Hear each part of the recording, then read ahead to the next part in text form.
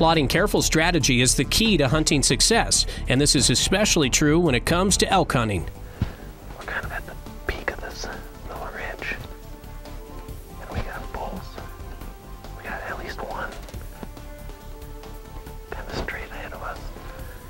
We missed our chance at a couple that dropped down the slope before we could get up here to them.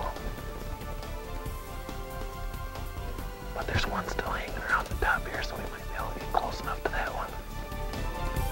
Sneaking quietly into position right among the elk, it wasn't long before they were able to lure a good bull to within range. The bull broke from his position in the ravine below and moved warily up the game trail to Adam's position. Although his heart wanted to let an arrow go at this bull, Adam's head told him there was too much brush to take the kind of shot he wanted for a clean kill. So with the blood rushing in his ears, Adam watched as this bull blended back into the background to rejoin his cows. With bulls still in the area, it was time to replot strategy. After a great deal of pointing and gesturing, the crew decides to drop back down the backside of the ridge and circle back ahead of the herd, who was still moving along the base of the ravine. A couple more hours of up and down the mountain brought the group to a spot they believed would funnel the herd into their position. They set up on that spot and waited.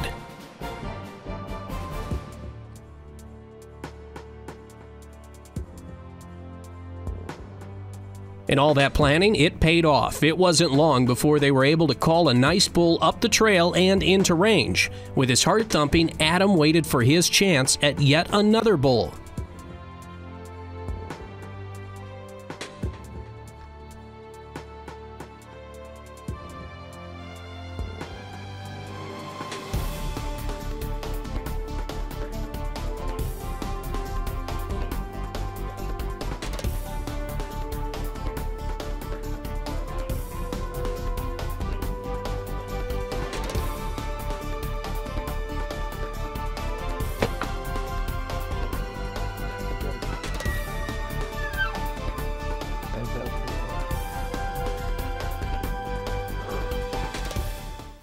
Could become a whole lot better other than maybe a broadside shot, but I think I drilled. Although it wasn't the broadside lung shot he wanted, Adam had a clear look at the brisket and took the shot. After waiting what seemed like an eternity, the job of tracking began, and it didn't take long to see it was a good, solid hit. One here and went right down that way. Yeah, this is looking good already.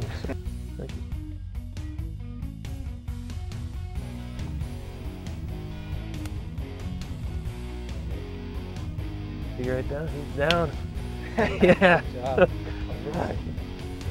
Oh, I thought we heard him fall. Yep. Right after he shot, we bugled, and we thought we heard him crash down here, but we waited like we should. And he didn't go 60, 70 yards. First ball ever. Yeah, Dave. Sweet. Let's go take a look. That's some good penetration. Yeah, all the way to fletching. Matthew zipped it right through him. It's a bit of a hike for a Minnesota boy like Casey and myself, but we made it. We persevered. We might have got a little bit behind schedule. The bulls were starting to move out from the lowland areas and move up into the hills, and so it was tough to try to get ahead of them. That was our original plan, was to try to get ahead of these bulls that are rounding up their cows and moving up the hillside. And it just so happened, we missed some opportunities with some of those bulls, but there's enough bulls around, and they were kind of spread out enough where, we had bulls on either side of us, on either side of this ridge, and there were still a couple that were up on top, and we were fortunate enough to get set up in an area where we were able to work some of those bulls that were up on top that didn't have any cows or only had a couple of cows with them. So we were able to get that competition thing going and get those bulls to kind of work towards us.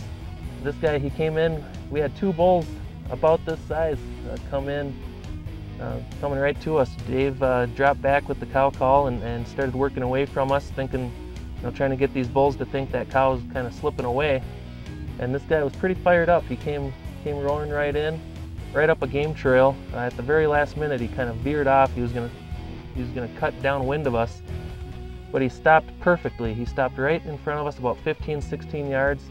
It was not really a tricky shot, but it wasn't a real easy shot. He was facing right at us, and so, but at 15 yards with that Matthews, it's pretty much a chip shot to, you know, at that range to get him right where I want to hit him, and I was fortunate enough to hit him right where I was aiming, and he didn't go but maybe, you know, 30 yards and rolled down the rest of the slope down to right here. We didn't track him for more than 60 yards, so things couldn't have happened any better than they did this morning.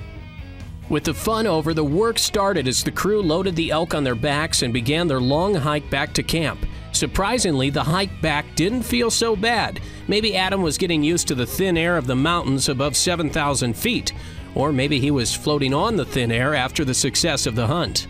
For your own great elk adventure, give Steamboat Outfitters a try. Visit them online at steamboatlakeoutfitters.com.